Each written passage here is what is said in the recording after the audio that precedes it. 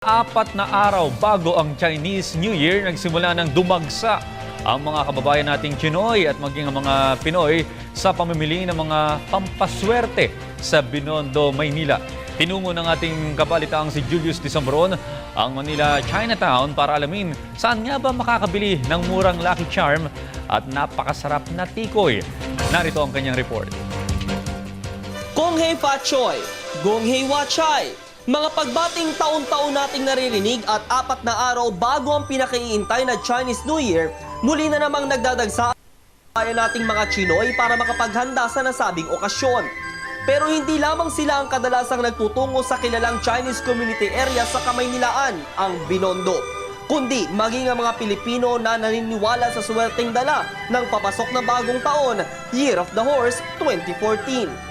Ayon sa ilang nakausap ng PTV News, Pinoy o Chinoy, mas pinili ng maagang tumungo dito para makaiwas sa bulto ng taong posibleng dumagsa hanggang sa bisperas o mismong Chinese New Year. Ilan sa mga patok nilang bilhin ngayon ang mga Lucky Charms na ito na hindi naman nagtaas ang presyo. Ito, kasi mga pantaboy siya ng mga elemento, yan ganyan. Tapos ito yung pattern nila na nilalagay sa bigas, sa ibabaw ng bigas po. Yan, katulad niya, yan ang set ng pattern. May mga pinya siya, may mga gold coins, candies, sweetness kasi ang candies eh. Ayan ang sinusunod nilang pattern para pampaswerte daw sa New Year nila. Sa pinakahuling tala ng presyo hanggang ngayong araw, mula 40 hanggang 80 piso na ang mga wallet Lucky Charms, habang ang mga golden chocolate charms ay nagkakahalaga ng 15 hanggang 35 piso depende sa laki. Ang insenso naman ay nagkakahalaga ng 25 piso at ang ampaw ay nasa 20 piso. Sana sila dito sa Umping para sa lahat po ito. Makikita nyo iba't ibang Lucky Charm tayo, tikoy, mga candies lahat. Bukod dito ay patok din ang mga bilugang prutas gaya ng kiat-kiat, pinya at longgan na kinosdomize para gawing dekorasyon sa mga pinto ng tahanan upang makaakit ng swerte o pera. Maging ang mga dragon fruit plant na may presyong 4,500 pesos kada isa.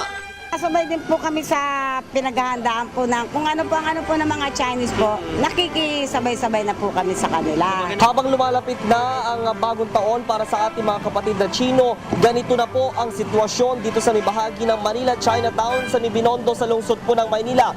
Kabi-kabila na po sa mga tindahan natin na nagtitinda ng mga pampaswerte, maging yung mga pagkain Chino na kinahihiligan natin mga Pilipino, gaya ng mga tikoy. Ito ay nagkakahalaga mula 110 hanggang 230 pesos depende sa laki at flavor.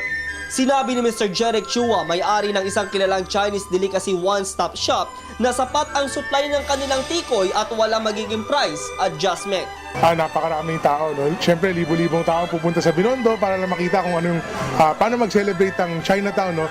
Ang Binondo ang oldest Chinatown in the world, kaya makikita niyo marami talagang maraming iba't ibang activities dito tulad na lang ng Lion and Dragon Dance. May mga photo booth din na tulad dito at syempre meron tayong pinakabago, yung pinakamalaking tikoy sa buong Pilipinas. Mula pa rin dito sa lungsod ng Maynila at para sa Telebisyon ng Bayan, ako si Julius Disambron.